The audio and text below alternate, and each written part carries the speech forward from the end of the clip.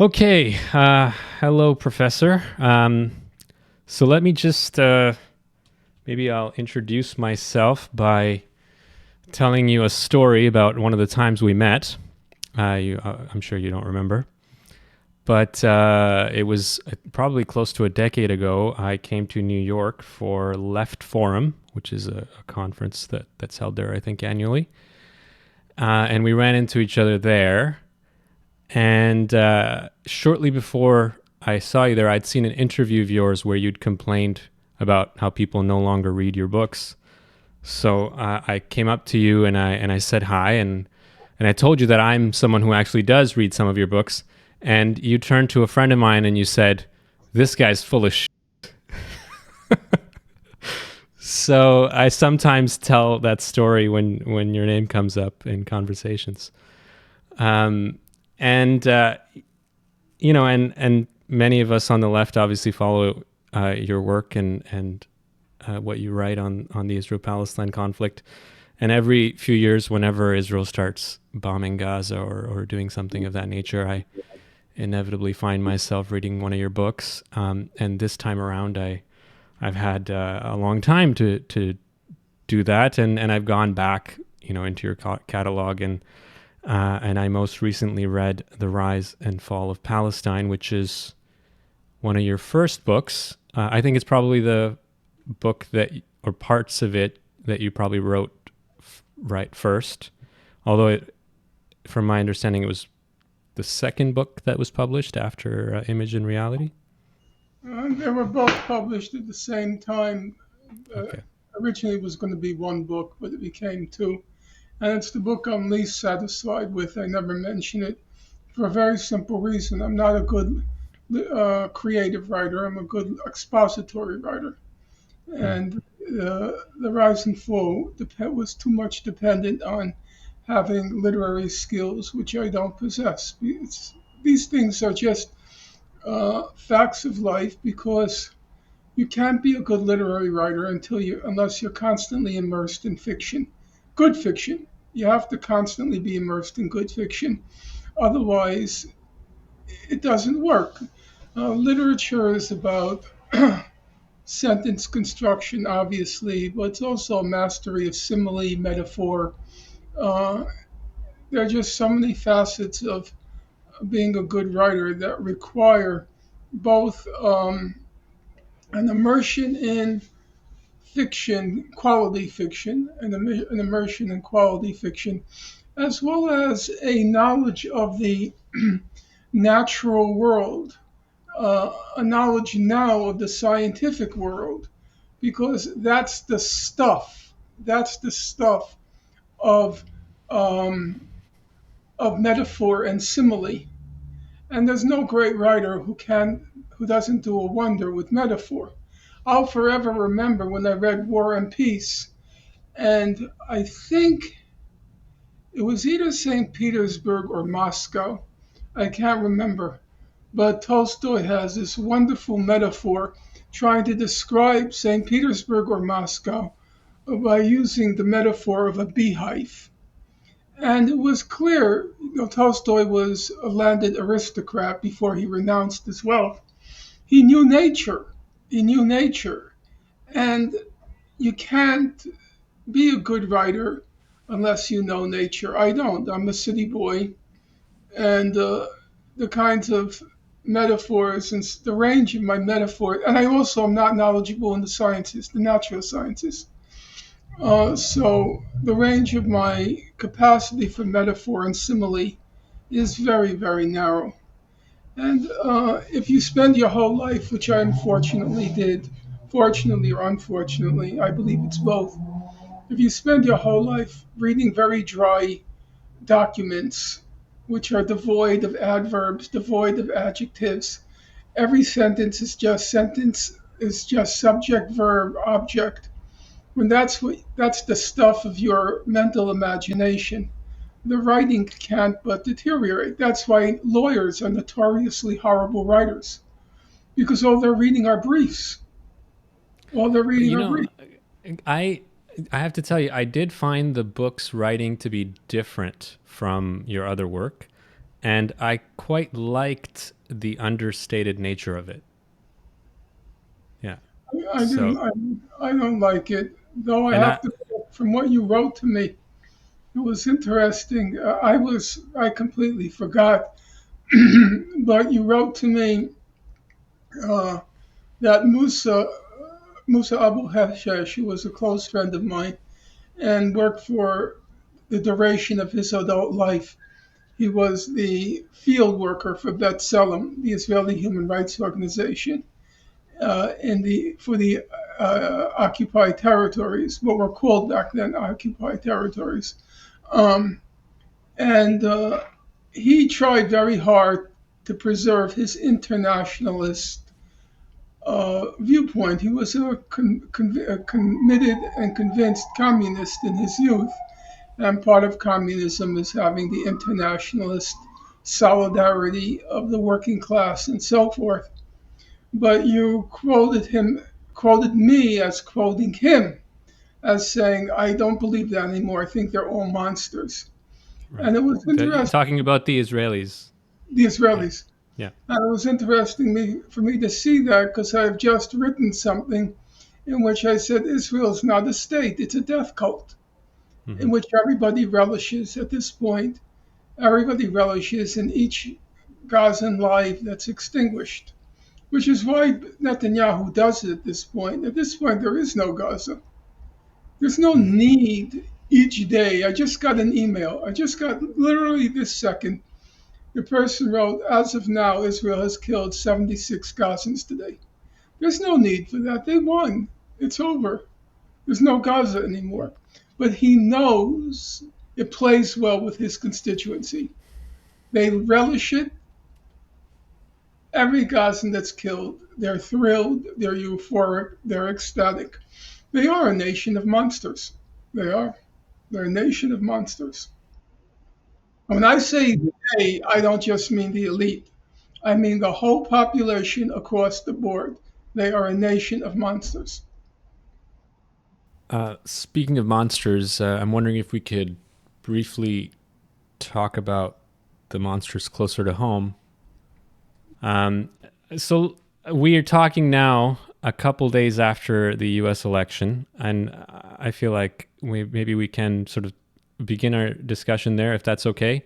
Just briefly, I know I do want to talk about the book and about the situation now, but obviously the election results are relevant to that. And I think a day before the election, I had seen an interview of yours in which you said, "Whoever wins, we lose." Um, and I of course thought, well, some losses are worse than others, and and I feel like that the result is probably worse than it could have been. But what do you think? I'm not happy Trump won. I am happy. I'm not sad that Harris lost. She deserved to lose. That not her, because she represented nothing. She represented as much as the inside of a thimble. She was a complete zero. She was such a complete zero that she was a -1. So it's not her, it's the whole Democratic Party, which suffered a spectacular defeat, which incidentally, so far as I know, I was the only one that predicted. I did several interviews, you can find them on the web, where in 2016 there was only one political scientist who correctly predicted Trump's victory. That was a fellow named Alan Lichtman, who is in Washington. I forgot which university in Washington. I said Trump would win in 2016. That's on record. And he did. But this time around, Alan Lichtman, he said there are 23 key variables. I've examined the 23 key variables, and Harris is going to win. And even Michael Moore, the filmmaker who has a good record of predictions, he also predicted Trump would win in 2016. He said it in March 2016. The election was in November. He wrote in March, he said, get used to President Donald Trump. And at that point, he was also an outlier, like Alan Lichtman. But this time around, uh, Moore predicted Harris would win. I said, no. I said, I know I sound like an outlier. You'll see it's going to be posted today. I said, I know I sound like I know I'm an outlier, but I think Harris is going to lose. I think Trump is going to win. You know how you know? You have to go outside your bubble. You have to go outside your bubble. I was talking to my grocer. I was talking to people I met in the street. And it was clear to me Trump's going to win. Trump was going to win because I said, and I think what I said has been affirmed. First of all, I said Kamala Harris starts out losing two constituencies. Number one, she loses the white working class. She's not going to win the white working class. And number two, she's going to lose everybody under 30. They're not going to vote for Trump, the under 30, but they're going to sit it out. And as of now, the polls show they sat it out. They sat it out. And the polls, of course, showed that she was going to lose the white working class. So the only thing she had to go for her was the Trump scaremongering, Hitler, uh, um, totalitarianism. Well, they didn't use that word, but you get the idea. Fascist. The fascism, the Yeah. Hitler. And it wasn't true. I mean, of course, you have to be shown to be wrong. But there was no reason to believe that. Because if you look historically, not that anyone who uses the term, airheads like AOC, not that they have even a clue what fascism means. But if you look historically at the rise of fascism, it's always occurred in places where the left posed a formidable threat. And all the institutions of bourgeois democracy were under, there was a real threat that the left would rise to power. There's no threat here. There is no left here. The left here is transgender politics. That's the left. Right? That constituency can fit in my bread box. It poses no threat. So then you have to ask yourself a simple question. We have a robust system. It's been around for 300 years. It's a robust, well, close to 300 years. It's a robust system. And it's not about to junk or jettison the institutions of bourgeois democracy at the whim of this imbecile named Donald Trump. They're not about to do that. He couldn't even get the people around him to support him in 2021 when he tried, his Capitol Hill shtick. Did Mike Pence support it? Did what was his attorney general's name? Not, oh gosh, his name just slipped my mind. The attorney general for Donald Trump. It's with a B. It's a B. Um, Bar. Yeah, did Barr support it? Did anyone support it? As a matter of fact, if you looked at the coming election, the most prominent opponents of Trump were those who worked with him. Now, it's true he fired them. That's a fact. So there's some personal animus. But there was no support for a authoritarian coup in the United States. You know why? It's a very simple reason because the system works just fine, thank you, for the rich in our country. They like the system. They love the Supreme Court. The Supreme Court is now stacked. 6 judges who will defend big business against anything and anyone. They will defend business. Why would you want to overthrow the Supreme Court? Why would you want to do that? The system works just fine. They love checks and balances. Checks and balances basically means they check you and they balance you when anything for the working class comes up. That's checks and balances. Yeah, it's built into the system that nothing against the powers that be will ever pass, except if there's a groundswell, a popular groundswell, like during the New Deal, during the civil rights movement, there was a popular groundswell. There's no popular groundswell now. There was one. It was the Bernie Sanders candidacy. And then the whole Democratic Party united with everyone else to stop him. Hmm. So this notion of Hitler is just complete nonsense. But they don't know, because for them, fascism is like everything else. It's just a bumper sticker. There's Yeah. no intellectual content. There's nothing. It's zero. So Well, yeah. But at the same time, obviously, Trump is going to be terrible. yeah, of course he's going to be terrible, but he's going to be terrible through our system, via our system, because the Supreme Court now is stacked in his favor, because he has the Senate and he might win the House of Representatives. So, but that's not fascism. I hate to say it, that's bourgeois democracy. That's how our system works. I don't think it's fascism. It's no, not at all. It's people who are very frustrated. They're frustrated for a very simple reason. The system is not working for them. Do you know how many hours I spend each day? How many hours I spend each day just on the phone fighting with these government agencies to get what's yours, arguing with Social Security, arguing with Con Ed, arguing with the telephone company. I mean, hours and hours of arguing with them because they're trying to cheat you. Today, arguing also, I argued today with the Social Security. I argued today with my healthcare system. They send you a catalog. They say you get a $40 voucher every 3 months to buy pharmaceuticals, over the counter pharmaceuticals, and they list the price, and then you call them up. The price of everything has doubled. Right. So what are you talking about? It's right there in the catalog. He promised it. That's the price. And the woman said, it was funny. She was actually very honest. You know what she said?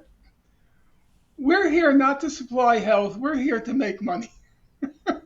Wow.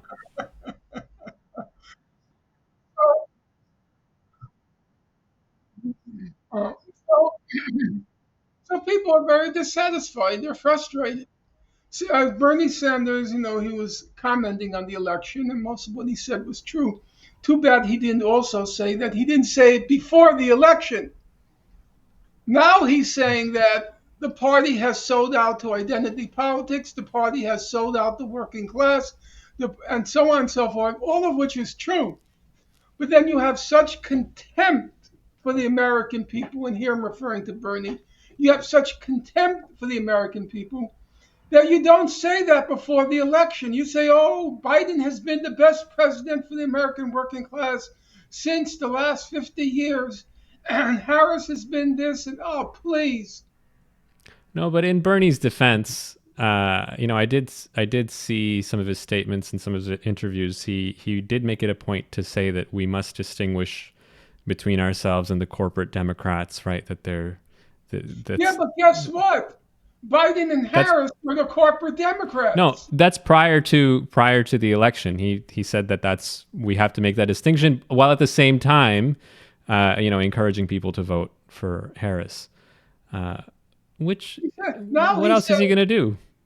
what? Tell the truth. How about that? Have you ever heard of that? You tell the truth.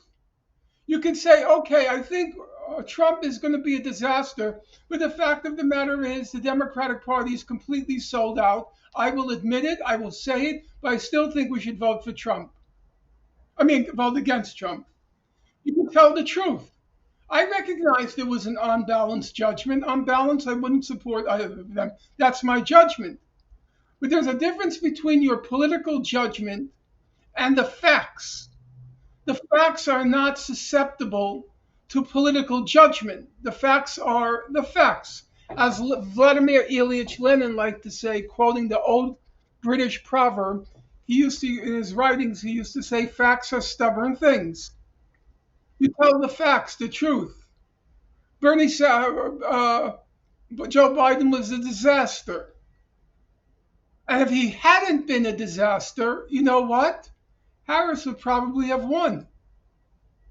You ask yourself a simple question. If Bernie Sanders had run against Trump this year, who would have won? I think Sanders would have won hands down. So it's not an issue of she was a black woman. The Times had a very sad article today. Black women feel so rejected. No, she wasn't rejected because she was a black woman. She was rejected because she was a talking cow. Very, very different. Yeah, I've been reflecting on that a little bit. I'm sure there are some people who didn't vote for her because she was a woman in black, but I don't you know, believe that at all. I'm from Bernie South Sanders, Asia. Bernie Sanders was a septuagenarian Jew from Yeah, Brooklyn. How did he manage to get support? Do you know why Chuck Schumer never runs for president, even though he's the obvious candidate? He's a brilliant guy. He is Senate Majority Leader. He's been there for 50 years.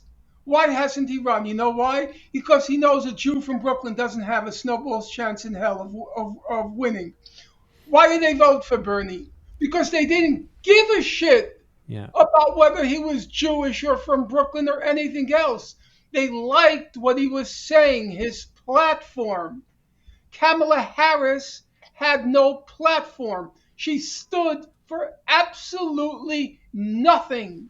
If you want to know a physical example of the closest physical example to a vacuum, you want the closest physical example to a vacuum? Kamala Harris's platform. Zero.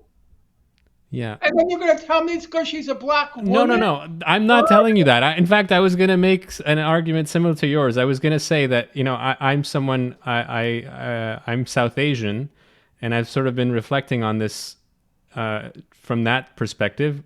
So South Asian societies are not exactly the most progressive when it comes to women, but all of the major South Asian countries, India, Pakistan, Bangladesh, Sri Have her Lanka, have president. had, yeah, exactly. They've had Women women represent, leaders. of course.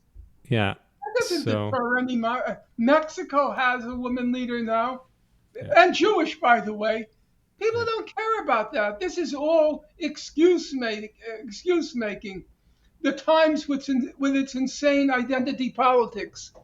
Yeah, it really had a Yeah. lot to do with the fact that she was a black woman. Actually, But I believe that Brianna Joy Gray or Ketanji Brown Jackson, if they ran for president, I think they'd have a good chance. uh okay, let's turn to your book because I do want to get to that. I do want to make sure we spend most of our time talking about that. Because that is one of the things I feel like when I watch so many of your interviews, and I'm sure many of our listeners do as well. And you've written all these books, and it's rare that someone asks you a question about them. Um, And so you know let's why at that is. yeah, yeah, 'cause people aren't reading them. Um, but okay, so this book, The Rise and Fall of Palestine, um, it's it documents what you witnessed living in the West Bank for several months over the course of a few years. So over a few years, you went back, I think, for a month each time. About Um, 3 weeks. 3 weeks. okay, and so during that time, that's when the first intifada was underway. Um, and in 1989, when you first went there, you would have been 36 years old, I think, Hmm. and which is how old I am now. And I was thinking, I'm not currently entertaining the idea of an extended stay in the West Bank. Um, so, what led you at my age to go to the other side of the world to witness an uprising? Well, it was a quite heroic episode of nonviolent civil resistance. So that in itself was uh, that in itself was a had its appeal. Uh, and Since I had spent already several years studying the Israel-Palestine conflict, and this at the time, it did seem like a turning point. There did seem to be real possibility that the Palestinians would achieve their goal in November 1988. Um, in Algiers, Yasser Arafat, who was the head of the PLO back then, the Palestine Liberation Organization, he did declare in favor of a Palestinian state beside the state of Israel. And that seemed at the time to be a realistic prospect. So it was a historic moment. So I would have been derelict, not to mention stupid, if I didn't wish to experience that historic moment. I guess you went there and there was some understanding that you would write something about it. Well, it wasn't my understanding, but it was certainly the understanding of the people. I stayed with the Palestinian families, and it was certainly their understanding that I wasn't coming as a tourist, and they were reciprocating as a hotel, that I was there with political intentions in mind, and they were very generous in their time, their space, and everything else in trying to enable me to get as much information as possible. Yeah, I guess officially your designation was as a human rights observer on behalf Yes, of the. it was called Eyewitness Israel, and it Okay. was the Arab Arab American Anti Discrimination Committee, Right. ADC it was called, which was organizing trips in which people lived with families and could document the human rights abuses. Right. Yeah. So, I mean, lots really interesting, lots of little interesting anecdotes in the book, and very, as I said at the beginning, quite understated in how you wrote about it. I mean, you briefly mentioned that when you first tried to enter Israel, you were rejected, and you kind of offhandedly say, you were told by the State Department that you were the first Jew to not be allowed to enter Israel. But then you ended up going by way of Jordan, I think. No, uh, technically at that point, Israel was still technically at war with Jordan, so Right. they had the right to block entry at the Allenby Bridge. So a very rich Jordanian then paid for me to go through Ben Gurion Airport. And at Right. that point, Ben Gurion Airport, there were no grounds to deny me entry. Oh, I see. So initially you were trying to go in by way of Jordan. Mhm. Right. And another, so I mean, just to give another example of the kind of thing that appears in the book, when you first go there and you're staying with, I think one of the families you're staying with is the family of Samira. I forget her last name. That's not their real name. And I don't think I should, even at this point in time, I should mention their real name. I actually, one of my favorite parts is when you're sort of you've had it with how terrible things are, and you're out on the porch one day just crying, and Samira, I think she comes up to you and says like, "Hey, listen, like Palestinians aren't the only people who are suffering." Like she kind of tries to console you and tries to give you a broader sort of perspective. They're all gone now, except for Samira and her husband. Her three children, who I mentioned in the book, they all left. Uh, the neighbors all left because that was a middle class village, relatively speaking, middle class, so they had the money. Whereas Musa, the person who I lived with in Hebron camp, only one brother left, Ahmed. Everybody else is still there. Right. Okay. And so you've kept in touch with some of these people, I suppose? No, No? I see. occasionally there's an exchange of maybe birthday greetings or hello, but Right. it's a long time ago now. Right. It's nearly 4 decades.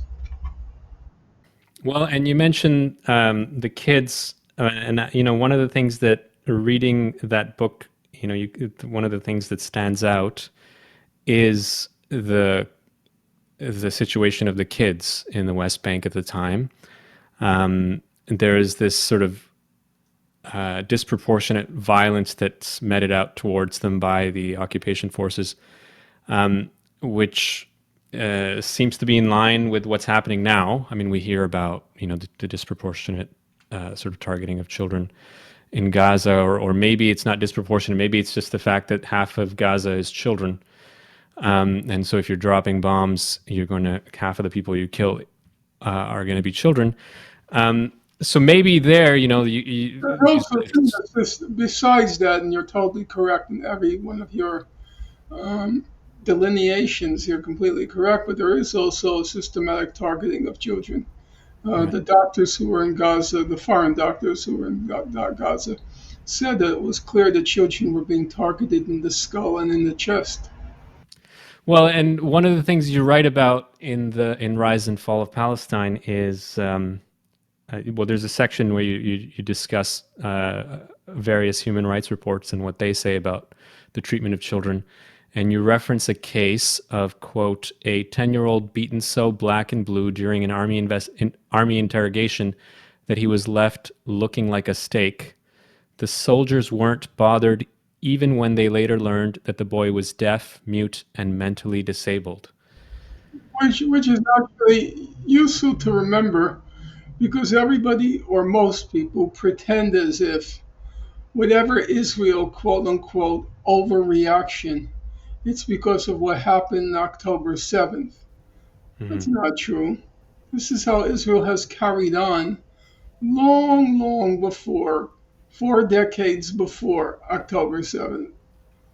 Right. Israel was carrying on this way. Well, and so this is what I was thinking is, if we're talking about, well, half of the casualties in Gaza are children, you perhaps you can make the excuse that bombs can't kill indiscriminately. Okay, let's suppose we can say that. Well, here I don't understand how grown men can take a 10-year-old and and mete out this sort of abuse. I mean, what kind of a society do you need to be for things of that sort to happen? It's not rotten apples. It's not rotten apples. That's Israeli society. That's why I said at the very beginning, when you had sent me that comment by Musa, they're all monsters. It took me 30 years under the bridge of experience under the bridge before I finally came to that conclusion. They are all monsters. It's a nation of monsters. But let me actually. So the full question full note about that I sent you didn't begin with him saying that they're monsters. Yeah, that's correct.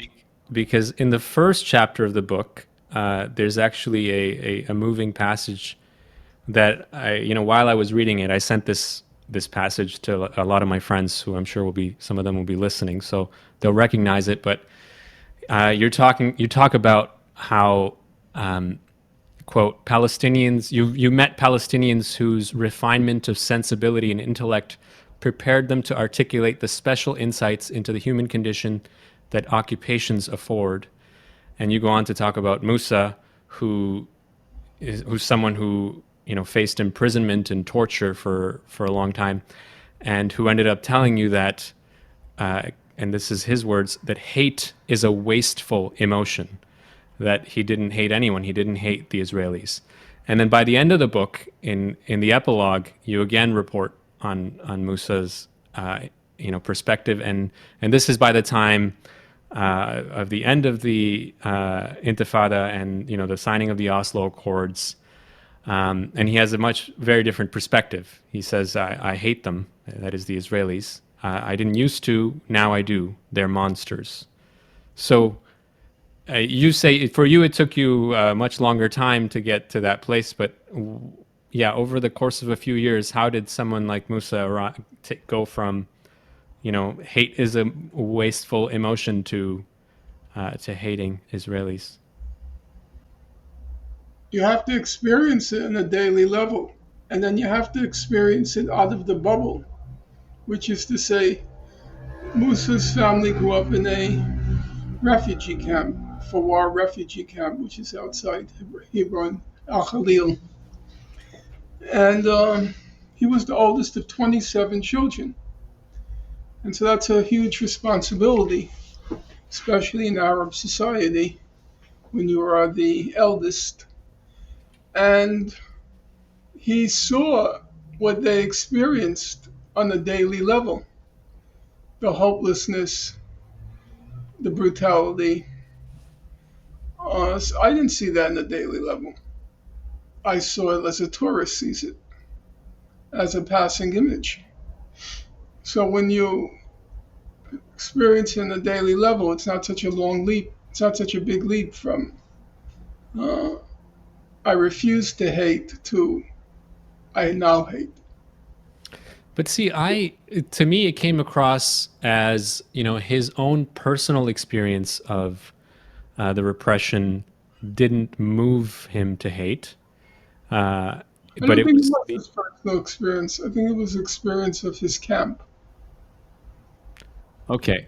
Well, but then it's by the end of, but what I it seemed to me, uh, when I'm obviously I have no idea, but just the failure of the Palestinian movement to actually uh, to win anything meaningful. In fact, for the PLO to basically sell out the cause and to sign the accords and become collaborators on behalf of the Israeli occupation, that ultimately that political defeat is uh, what ultimately led him to that place. But There's truth to that. I never quarrel with facts. There's truth to that. But I think he was focusing at that particular moment on the shattering of spirits mhm. among his people, the hopelessness, and the brutality. Musa did not have a very nice life. As the field worker for the Al Khalil Hebron area, his entire life just consisted of every time there was a beating, every time there was a killing, every time there was a brutality, his job was to document it. So for 20 years, all he did, or 30 years, 20 or 30, I'm not sure which, for all he did was go to homes and listen to parents, neighbors, siblings wail about the deaths of members of their family or community. That was his whole job. His job was to go amidst the encounter between the Israeli army and the Palestinians when they're shooting people dead. His job was to observe it, to look for human rights violations. Well, you can imagine after doing that, basically what you're doing is you're chronicling death. And so he's chronicling death for 30 years. Yeah, yeah, that can't leave you with a hopeful perspective. That's correct. And it didn't seem to me by the end of this book that you had a particularly hopeful outlook on where You things know, would go. obviously, hope springs eternal, as the cliche has it. And even though it looked like it was lost, there have been moments where uh, there were hopeful signs. Not many, not many. There have been a few. The second intifada wasn't really an intifada because it was what the distinct feature of the first intifada was it was a mass uprising. It involved everybody from 2 to 90 years old. You saw toddlers, 3-year-olds, Musa's youngest child at the time, Mara, or uh, no, second youngest, Irwa, he was about 5. You see him throwing a stone. I have pictures of it, throwing stones at the Israeli chiefs, the Jesh, as they were called, the army. And then you had grandmothers and grandfathers in the front line. I saw it. But the second intifada wasn't really an intifada because the one that began September 2000, it wasn't really an intifada because 95% of the people were just observers. It was Hamas blowing up buses and things like that. The population supported it, but it wasn't participating in it. They were spectators. So there wasn't really a second intifada, and that turned out to be a complete disaster. There was the attempt at the Great March of Return in March 2018, but that ended very badly because the international community ignored it, and so Israel treated Palestinians like a shooting gallery. It lined up its best snipers between Israel and Gaza. And the snipers, as we know from uh, documented evidence, they targeted children, medics, journalists, and disabled people, exactly as you would expect a monster state to do. Uh, so there was no reason for hope back then, and it's still very grim, Hmm. maybe more grim than ever. I don't know. Well, yeah, I mean the fall of Palestine is in the title, and I think you know it. One of the most striking parts of your book is deals with the Cherokee Nation. That is in the former, I guess formerly they were uh, existed on the edges of the U.S. state, right? And there was uh, They weren't on the edges. They were constantly deported. They went all the way from the East Coast until they ended up in I think northwestern Arkansas, which became Oklahoma. right. And so you write about the Cherokee. You write about how the expanding American state continuously encroaches on their territory and forces them to sign treaties that say, "Hey, your rights are inviolable from now on. We won't encroach on your lands, and and everything will be fine." And then you have these settlers who go out and they settle on the land, obviously, and that leads to conflict. And then the American state comes in, inevitably on the sides of the settlers, forces them to sign another, forces the Cherokee to sign another treaty. This goes on until the Cherokee basically don't have a state or a nation. And so you point out this, you have an extended discussion of this. Many people sort of make reference to this, but you have an extended discussion of it, and basically sort of predicting that this is what is going to happen to the Palestinians. And I guess you're not far off the mark given what's happening. Yeah, that's a prediction I'm not particularly happy about. Hmm. But do you think, I mean, from the point of view of the Israelis, I think it seems to me like they would like to be in a position where they can feel bad for what like we do here in the Americas, right? Like, isn't it Yeah, terrible what happened to right. the indigenous populations? It took about 75 years for the encroachments on the Native American lands continued until about 1920s, until the 1920s in the U.S. The first Hollywood film that depicted the reality of what was done to the Native Americans, didn't come out until the mid 19s, early 70s. You could check it on your computer. It was called Little Big Man. It starred Dustin Hoffman, and it was a cinematic milestone because my generation grew up in what were called cowboy Indian film pictures, cowboy Indian, where we were all rooting for the cowboys as they incinerated, literally, not figuratively. We were all rooting for the cowboys as they incinerated the Native Americans, who were at that time called savages. The savages. Uh, and I was as much part of that culture as anybody else, probably worse, to tell you the truth, because I relished those pictures, those films. And then in I think, what the year was it? Little Big Men? 1970. Yeah, 1970 was the Cultural Awakening. It was part of the whole process of cultural awakening that began in the 1960s, where all sorts of oppressions suddenly were brought to the surface. Most notably, of course, what was called back then the women's liberation movement. Not so long after was the gay liberation movement with Stonewall, and then the Native American awakening. But up until then, so when the Israelis managed to kill off every Palestinian, the Israelis are expert at what's called um, killing and crying. They kill and then they cry. Their hearts are so broken. No, they don't do that anymore. That was a shtick in my era. it was actually popularized by the Israelis themselves. They called it shooting and crying. If you go to your computer and enter shooting and crying, you'll see, and Israel, shooting and crying in Israel, you'll see a large number of uh, websites will come up.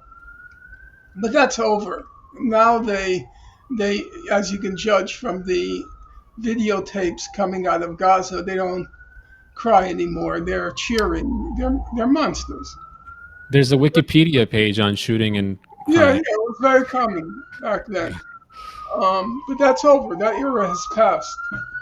Why Now, do you think Israeli society didn't, fail to produce an effective anti-occupation movement? because there was never any consequences. I mean, there are a handful of people who are moral, who act on their moral impulse consistently, whatever the price, whatever the sacrifice. Most people act on their interests. Not to say most people don't have decent impulses, they think, but they do. But ultimately, they act on their interests in most instances. Israel has never had to pay a price for any of its crimes. Right. So there are a handful of people who, in any society, preserve their morality and aren't willing to barter it. But most people are not. They have good impulses. I think most of the people who vote for Trump have good impulses. I don't have any doubts about that. I think that they were frustrated, and Trump provided a target. He said it was the immigrants. Hitler said it was the Jews. Uh, the Germans were frustrated with the Great Depression, and Hitler provided an answer. It was the Jews, or as he called it, the Judeo Bolsheviks. Right. Trump provided an answer. It was the immigrants. I don't think the people who vote for him are particularly unnice people. I think it was a combination of frustration with the economy and looking for an explanation, and Trump supplied them with one. In the case of Israelis, there's no consequences at all, none. They can go Well, on. I think we could ask similar questions about why there haven't been effective anti-war movements in the U.S. and Canada, despite the. I don't really agree with that. There have been, first of all, there was an effective anti-war movement during the Vietnam War. And I think the last year there has been an impressive mobilization by young people around Gaza, and Mhm. public opinion has turned against the genocide in Gaza. So I wouldn't say our showing is bad. Our showing is actually remarkably impressive if you consider that the whole mainstream media is bought and paid for and is supporting Israel.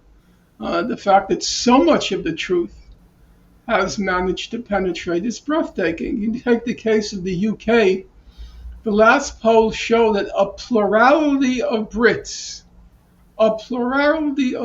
believe that um, Israel is doing to the Palestinians what the Nazis did to the Jews.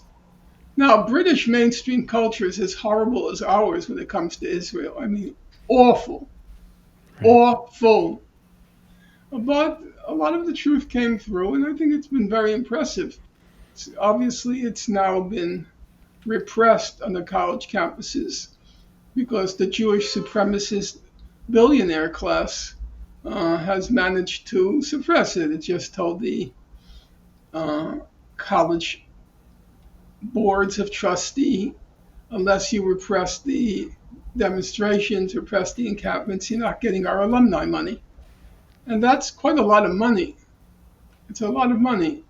Uh, it's $50 million here, $100 million there. Yes, they're very rich. $50 million for them is like $50 to you, literally, literally. And they said, you have to stop it. So the protests have suffered a major setback, I think. Whether they'll recover from it, it seems as of now, because we're already in November, they won't. But the initial mobilizations were very impressive. So another striking part of your book is when you talk about the fact that there. you're documenting the brutality of the Israeli repression of the Intifada, and at the same time, you make it a point to say that, quote, limits were observed by the occupation Always forces. limits observed. Yeah. And That's so one you of the say, stupidities of people who say, well, if it's a genocide, why don't they just nuke Gaza? They're just so stupid, these remarks. You live in an entity, you live in the world, and the world imposes constraints on you. You can't do, you couldn't even do what you wanted to do during World War II. Hitler had genocidal intentions, but he had to wait for World War II to carry them out. You couldn't do it in broad daylight, the final solution. And even when he was doing it during World War II, it really was concealed. Now, I'm not saying Germans didn't know. No, they knew. There was enough information. Germans are fighting on the front. They see what's going on. There was mass extermination going on the front. That's why 30 million Russians were killed because they were wiping them out. It was mass extermination. But still, they had to technically do it behind a screen, the final solution. So you can't do those things in the open. When the junior minister of antiquities um, in Israel said, if you remember, on the second or third day, maybe the end of the first week of after October 7th, he said we should nuke Gaza. We should nuke Gaza.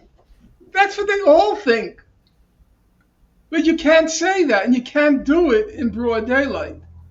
You're always acting within constraints. And there were a lot of journalists there during the first Intifada. There were a lot of observers. This is before the era, when Israel seals off the area and doesn't let journalists in. So, journalists aren't allowed in Gaza. Israel seals it off. But back then, no, there were a lot of journalists. They were all over the place. So you couldn't do certain things. You couldn't do a lot of things. right. Yeah, and so even now, I suppose limits are observed, but you in the book you say Israel was not waging a total war. It had not as yet crossed that threshold. That's correct. It seems to me that it has crossed Yeah, that now it threshold. has. Now it's waging openly in broad daylight a genocide in Gaza. Right. Okay, and I suppose it's October 7th that gave it that pretext. I mean, that's obvious. Yeah, October 7th gave it that pretext, and uh, Biden Blinken gave the green light. Hmm. It Right. was that genocide was bought for and paid for in the United States in the most literal sense. Hmm. It was made manufactured in the US. It was executed by Israel and the will came from Israel, but um, the nuts and bolts came from the United States. Okay, and what do you think about the prospects of? I mean, not the prospects because it's already expanding, but the prospects of further expansion of this conflict at this point. A Where are lot we? of it will depend on Trump. Hmm. And I mean, I suspect that yeah, that Trump won't be very good for this. Not Trump that is such Biden and an Harris. eccentric character. He literally does, he's so infantile. In the midst of the first presidential debate, he gets on stage and says things like, my crowds are bigger than your crowds. I mean, this is like junior high school locker room. Um, so I can't predict anything with this guy. Well, yeah, I guess so. I mean, to me, it seems like he's quite a bit more hawkish with respect I to don't really Israel. think you can. Biden and Blinken had no limits except those that were imposed by popular opinion. And public opinion was turning against what was going on, and that imposed a limit on him. But it's also true that most of the opposition came from the Democratic Party base, not the Republican base. And since Trump will be first responsive to the Republican base, and that was 80% still pro Israel in the most recent polls, maybe a little less, maybe 70%. So, yeah, there will be less inhibitions on him. I think that's probably true. Right. Whereas maybe in Ukraine, he might want to resolve that conflict. Yeah, and that's not trivial. Right. That's not trivial. And maybe he'll be less inclined to go to war with China. I happen to think he will be less inclined. Right. And that was the next item on their wish list, the Biden Blinken monsters Right. to gear up for the war with China. Yeah. So I guess there's that silver lining I if won't call it silver lining. I would simply call it you have to look objectively at the balance sheet. There's no question whatsoever that Trump is going to be horrible domestically. Mhm. There's no question whatsoever that immigrants, both legal and illegal, are going to have a hard time now. There's no point in denying that. And Uh, climate change. Climate change, horrible. Yeah. Consumer protection, horrible. Union protection, horrible. Worker protection, horrible. I know all that. Yeah. I know all that. I won't. I never quarrel with facts. Mhm. And you have to make judgments. And I don't think if you've crossed a certain line, such as uh, um, enabling genocide, I don't think there's any countervailing factor to that. Right. My opinion. Well, yeah. Well, on that note, uh, Okay. thanks once again, Professor. Yeah,